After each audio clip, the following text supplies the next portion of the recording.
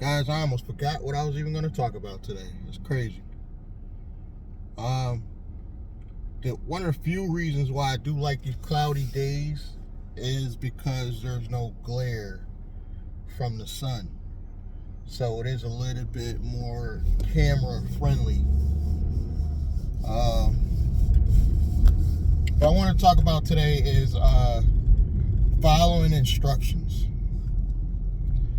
One of the reasons why, for the people that have been watching me for a while, I stopped doing the strategy sessions on the phone through PayPal is because people simply don't follow instructions. And I'm going to apologize to the two people that I finally did speak to, and they were pleased and everything was good.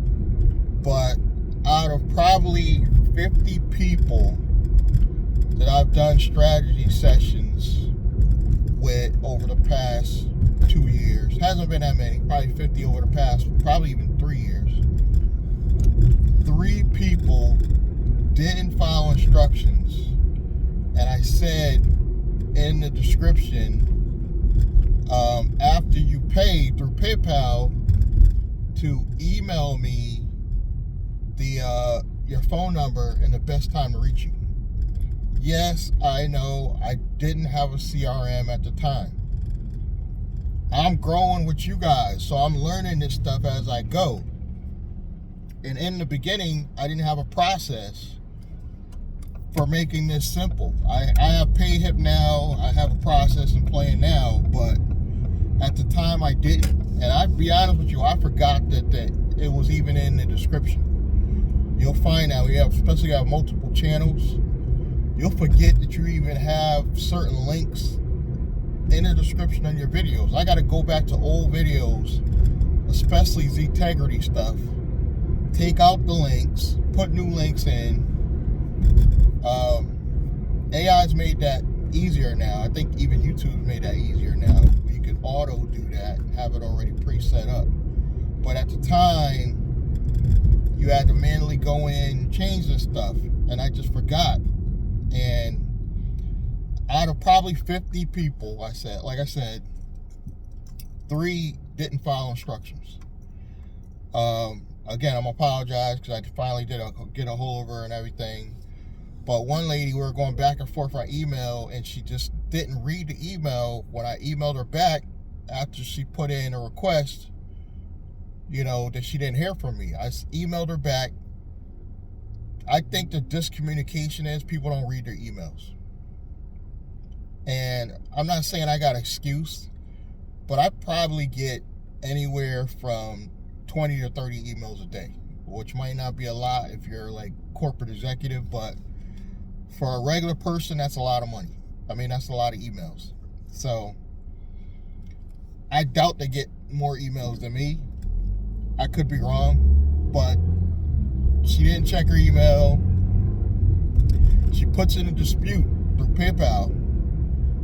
But one of the things I like about the dispute is the people have to give you a way to contact them.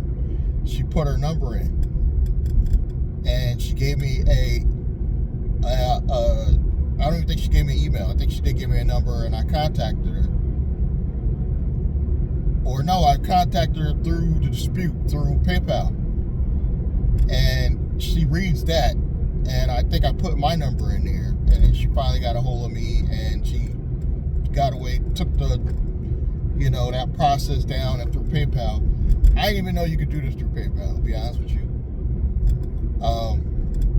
And I'm telling this other guy that he might try to put a dispute so many months later. You never know.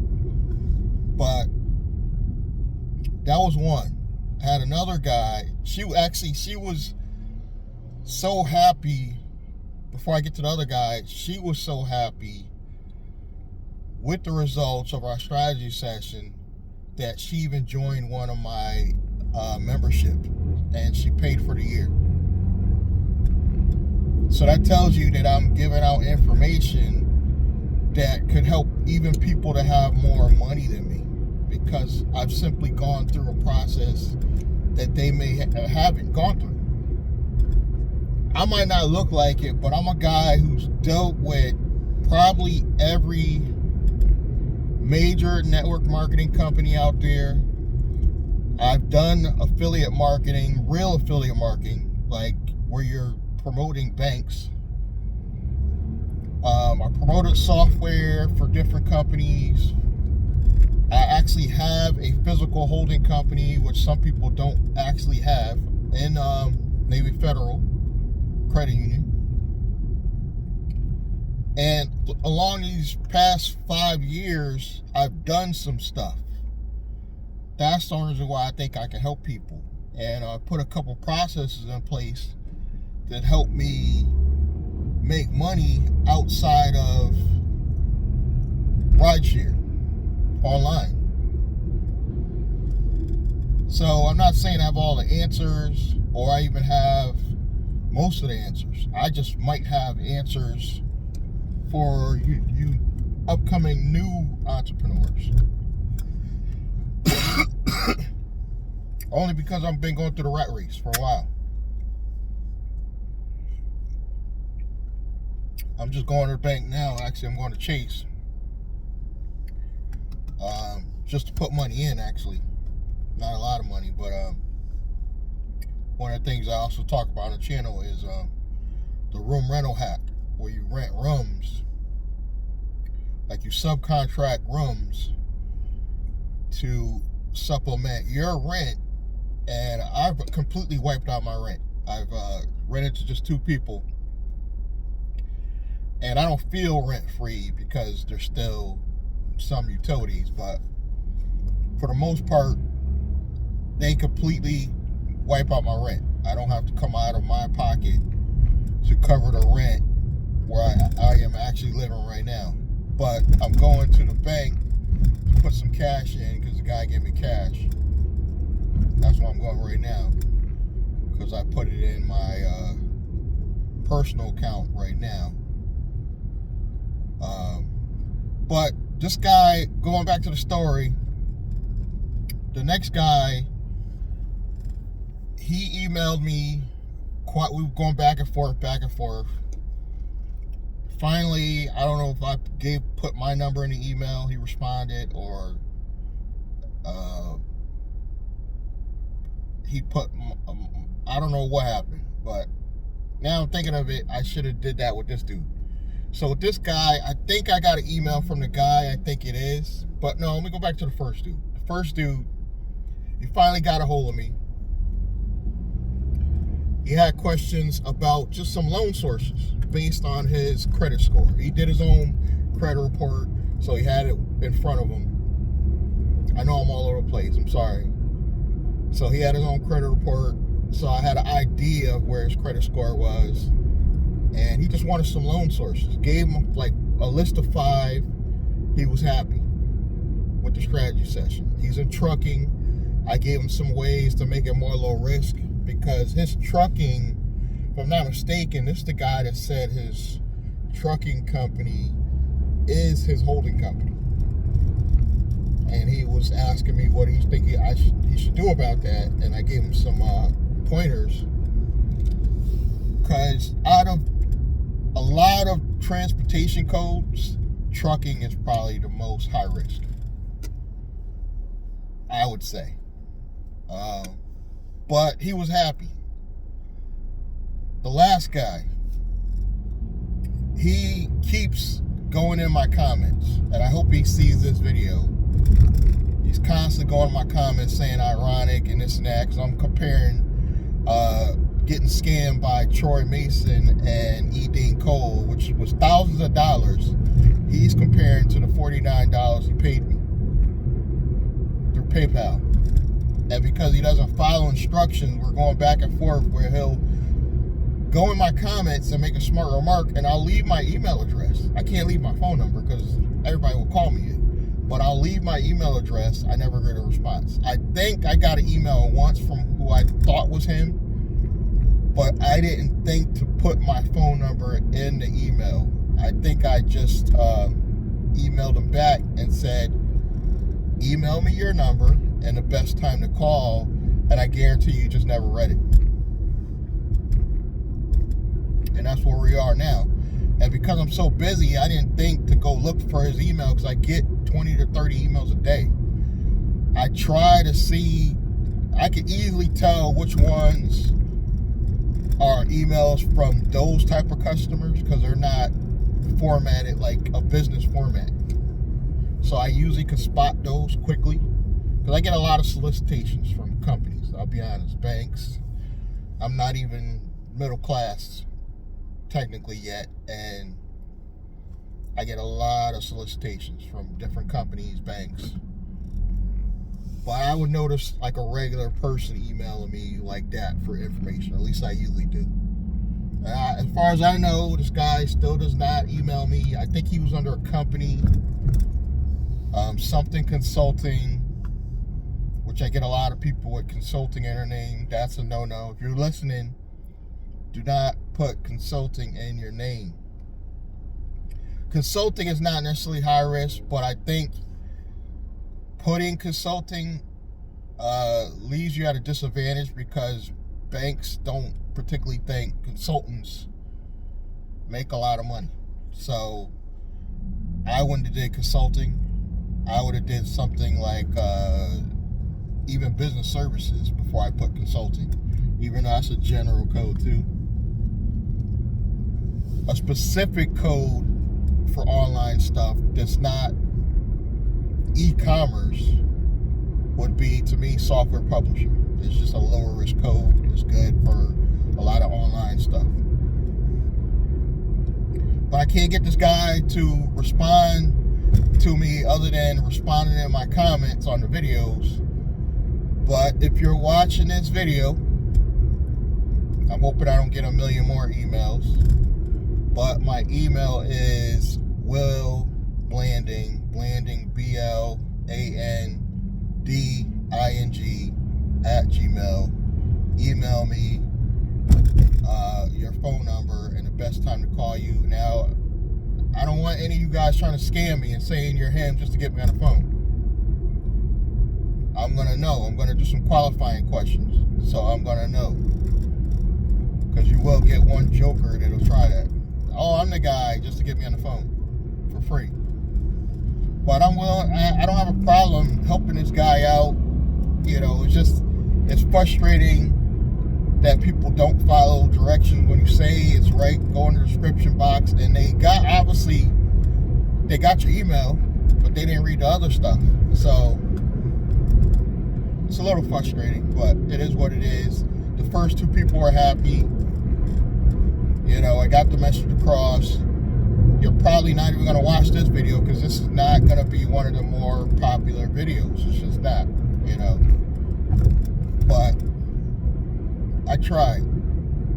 But in positive news, which is AI technology stuff, I don't even know why I got to keep begging you guys to look into this stuff. I believe that AI is even going to help my transportation company.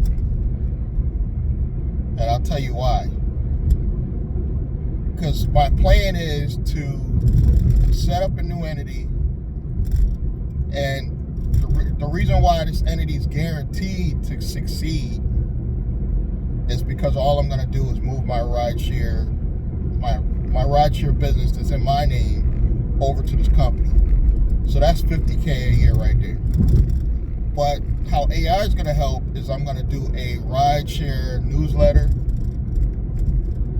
I'm going to build an email list around this the Nice Guy Driver channel. If you're seeing this on another channel, go check that out. It's all about me complaining about Uber, Lyft, and the rideshare industry. I think it's going to do well because it's a big rideshare community, and they actually read. Ironic, some of these communities don't read, but rideshare drivers actually read, especially with stuff about rideshare. So I'm going to do that newsletter. That's going to bring in a few dollars eventually. That's going to be just free. I just want to get people to get signed in. Eventually, I'll pull the trigger and maybe charge $5 to $10 at the most. But I want to get it out there, get it going. That's going to build my email list. and I'll be able to sell a course later to everybody on that list, because I'm going to do a course around how to do a real private rideshare business, and I'm going to show you how you do it for Connecticut. I understand the rideshare professor's got a great course. I'm not telling you not to buy his, but I want to do my own based around the steps you would take in Connecticut, and then I'm giving you the extra tips with the branding. I don't know if other courses are talking about this stuff, about the branding of it, how to keep it a lower risk transportation company, because technically rideshare is not as high risk as some other transportation codes, because you're just taking the taxi delivery code, and it's not as high risk. The NICE code, the NAICS code, how you pronounce it, the NICE code, whatever. So I'm going to be talking about that, what type of names to pick that are lower risk. I can tell you right now, before I even do the course, don't do a rideshare business with transportation in the name. Not that you can't still, because that's what I'm going to be teaching. I'm going to be talking about building corporate credit. Like, not just doing rideshare business, but also how to get the most in business and corporate credit.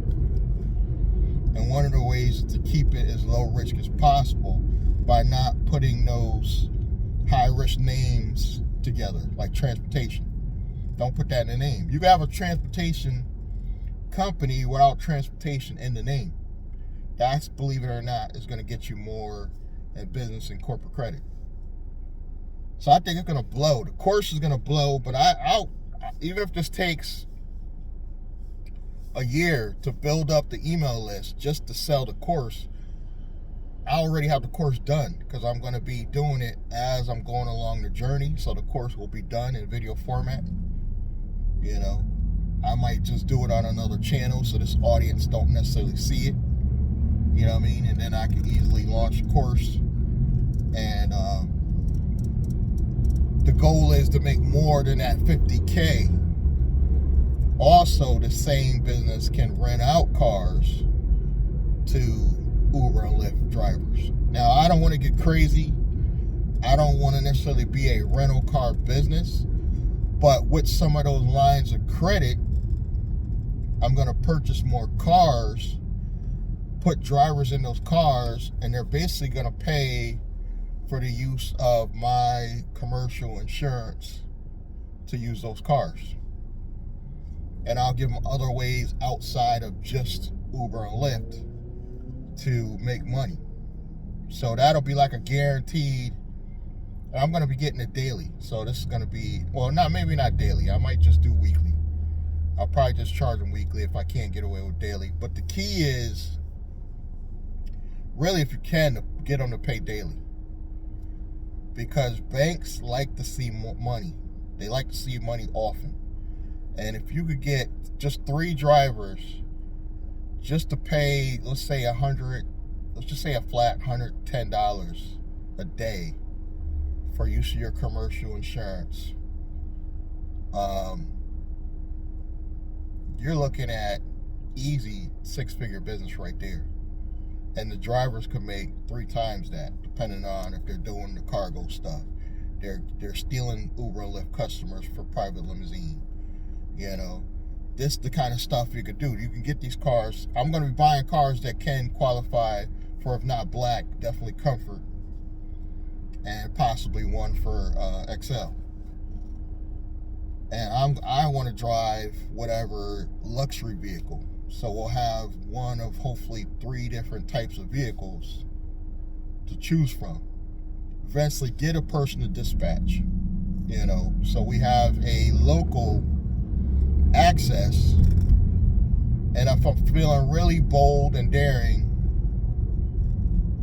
maybe sometime this year, or if not next year, I'll get the non-medical emergency transportation license and do that as well, because that's big. We're doing it already with Uber and Lyft anyways. But yeah, that's what I'm looking at, the Nice Guy Driver channel happens to be my best channel as far as engagement. That's why I think I could possibly pull this off, because I have a finance channel that has twice the amount of subscribers but less engagement. And this year with YouTube, it's all about engagement. Damn the subscribers. It's about the views and the engagement. That's what YouTube cares about this year with this new algorithm anyway. So thank you guys for listening.